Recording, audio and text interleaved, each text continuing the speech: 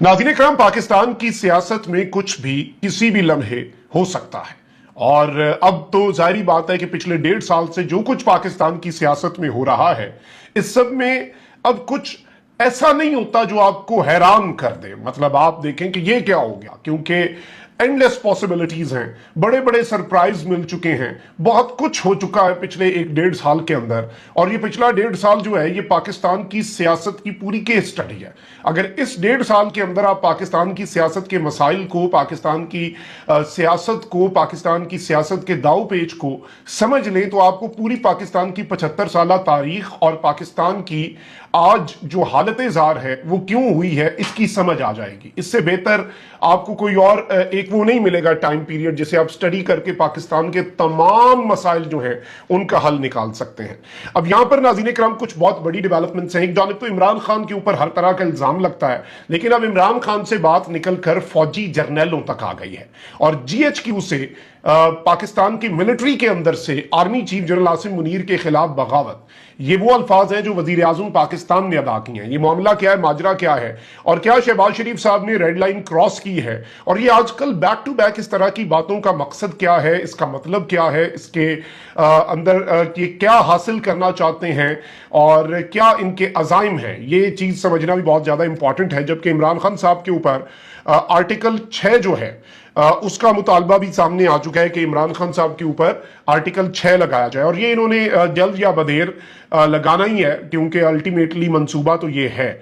और अब एक जानिब तो ये सारी कंफर्मेशंस भी आ रही हैं, और इस वक्त जितनी चीजें हैं वो आपके सामने हैं। एक जानिब खुर्शीद शाह साहब जो हैं पाकिस्तान पीपल्स पार्टी से, उन्होंने ये स्टेटमेंट दी है कि वजीर आजम के लिए 5 नाम हमने बिल्कुल शॉर्टलिस्ट किए हैं, और 5 नाम शॉर्टलिस्ट करने की तस्दीक जो है वो खुर्शीद शाह साहब ने कर दी है। यानी इससे पहले ये तस्दीक सिर्फ PMLN की तरफ से आ रही थी, और इस सब के अंदर इन्होंने कहा है कि जी 1 हफ्ते के अंदर अंदर निगरान वजीर आजम का फैसला हो जाएगा।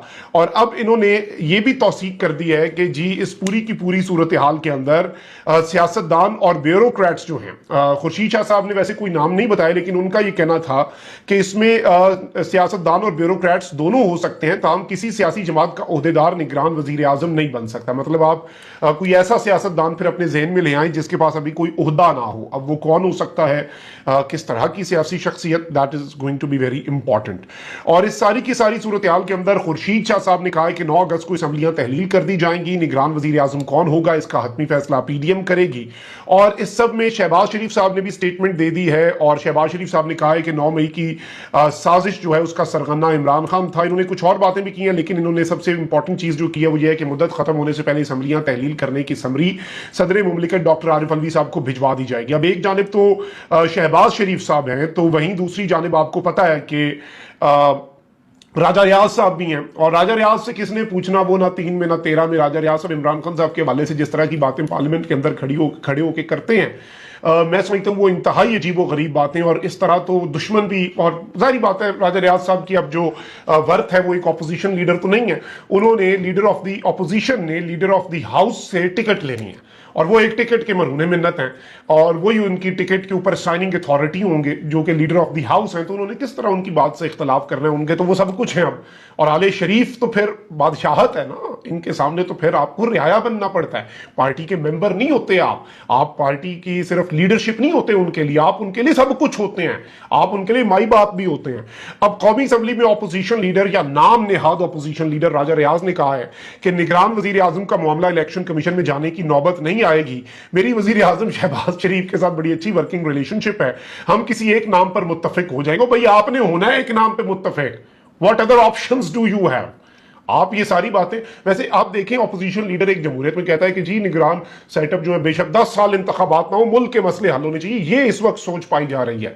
अच्छा जी, इसमें इन्होंने कहा है कि जी निगरान वजीर आजम के मामले पर शहबाज शरीफ के साथ कोई जिद की बात नहीं, शहबाज शरीफ ने मुनासिब नाम दिया तो उनका नाम मान लूंगा, जिद की बात नहीं है, मैंने अपना नाम मनवाना है।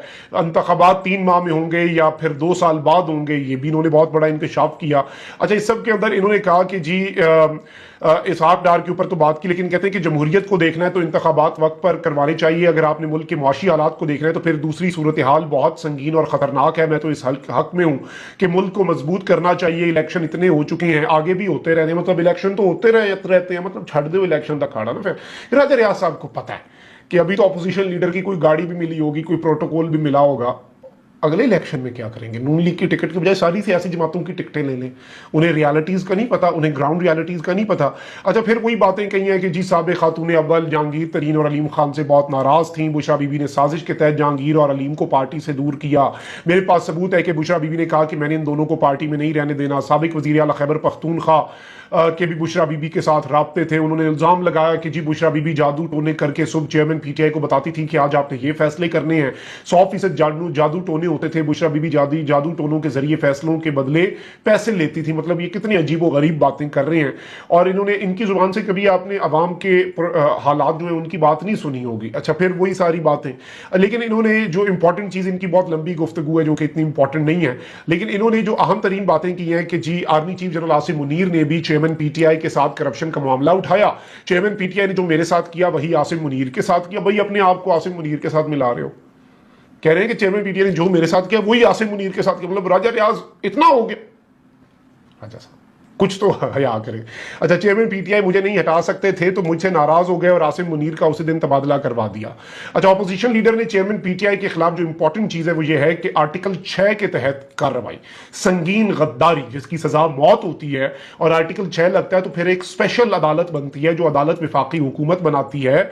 और ये जो स्पेशल अदालत होती है इसके जजेस जो है नॉर्मली हाई कोर्ट से उठाए जाते हैं और ये चेरी पिकिंग की जा सकती है। तो ये बड़ा मामला खतरनाक होता है। आर्टिकल 6 के तहत कार्रवाई, और पाकिस्तान तहरीक इंसाफ जिस पार्टी के साथ अभी वो इलेक्टेड एमएनए हैं, पार्टी पर पाबंदी का मुतालबा करते हुए कहा कि पाकिस्तान के खिलाफ जो भारत ना कर सका वो तहरीक इंसाफ ने किया। आर्मी तनसीबात और शोधा के मुजस्मों पर हमलों की हर शहर में एक मनसूबाबंदी की गई। तहरीक इंसाफ के ऊपर पाबंदी लगनी चाहिए और आर्टिकल 6 के तहत कार्रवाई होनी चाहिए। सिविलियंस आर्मी की हुदूद में क्यों गए, सिविलियंस के खिलाफ मिलिट्री ट्रायल होना चाहिए। अच्छा, एक जानिब तो इन्होंने ये एक बड़ी इंपॉर्टेंट बात किया, लेकिन शहबाज शरीफ साहब ने जो इल्जाम लगाए, देखिए इससे पहले खान साहब के ऊपर एक एलिगेशन लगती है कि खान साहब फौज में ये करवाना चाहते थे, खान साहब चाहते थे फौज में बगावत हो जाए, खान साहब ये सब कुछ चाहते थे। DG ISPR major general Ahmed Sharif साहब जो है उन्होंने एक प्रेस कॉन्फ्रेंस की 9 मई के वाकयात के हवाले से। उसमें उन्होंने बहुत बड़ी खबर दी कि फौज के अंदर खुद एहतसाबी का अमल है। एक लेफ्टिनेंट जनरल को भी फारिग किया गया है और टॉप के अफसरान जिनमें मेजर जनरल्स, ब्रिगेडियर्स, टॉप के जीओसीज, इवन 111 ब्रिगेड के जो ब्रिगेडियर, उनके वाले से बात आई। तो ये सारे के सारे जो है आप जरा समझें कि इन सबको फारिग किया गया। लेकिन एक चीज बड़ी वाज़ेह है, इन सबको अपनी ड्यूटी सही तरीके से सरंजाम ना दे पाने पर फारिग किया गया। इन्हें कोई बगावत पर नहीं, क्योंकि उसमें फिर सिर्फ इन्हें फारिग नहीं किया जाता, फिर इन्हें सजाएं मिलती, फिर इनका ट्रायल होता। अब सिर्फ इन्हें इनके ओहदों से हटा दिया गया, ओहदों से अलग कर दिया गया, क्योंकि ये इसी तरह से है कि आप दो ऑप्शंस होते हैं ना। एक, आपको कहा गया कि आपने इस जगह की हिफाजत करनी है, आप अपनी बंदूक लेके खड़े थे लेकिन आप नहीं कर पाए, आपका एनालिसिस ठीक नहीं था, आपने ऑर्डर्स को सही तरीके से फॉलो नहीं किया, उसके ऊपर आपके खिलाफ डिसिप्लिनरी एक्शन होगा।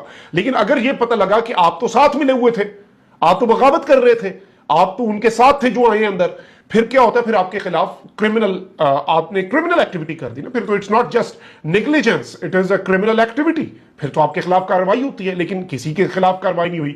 और डीजी आईएसपीआर ने ये बात वाजे की थी, आई क्लियरली रिमेंबर, उन्होंने कहा था कि ये अपनी ड्यूटी सही तरीके से सरंजाम, ऐसा कुछ नहीं कि जी जिन लोगों को फारिग किया गया लेफ्टिनेंट जनरल या ये, ऑल्दो ये साबित करने की इन्होंने इतनी कोशिश की, नाच नाच के घुंघरू तोड़े हैं नून लीग के हामी साफियों ने कि जी ये सारे मिले हुए थे, ये इमरान ज़दा जर्नैल हैं, ये है वो है, फौज के अंदर ये, फौज के अंदर वो।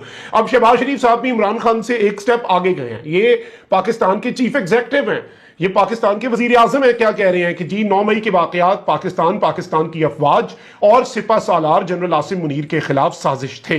इन्होंने कहा कि 9 मई की साजिश का सरगना चेयरमैन तहरीक इंसाफ है। इन्होंने कहा कि 9 मई की साजिश में खवातीन, मर्द, सियासी जत्था, कुछ फौजी और उनके खानदान शामिल थे। छोड़ दें मर्दों, खवातीन, सियासी जत्थों को, फौजियों के खानदानों को, कुछ फौजी शामिल थे। ये चीज बड़ी इंपॉर्टेंट है और गौर तलब है। और इन्होंने इस सब के अंदर 9 मई की साजिश करने वालों की कोशिश थी कि फौज का तख्ता उलट दे। 9 मई की साजिश करने वाले पाकिस्तान में नारकी और खाना जंगी चाहते थे।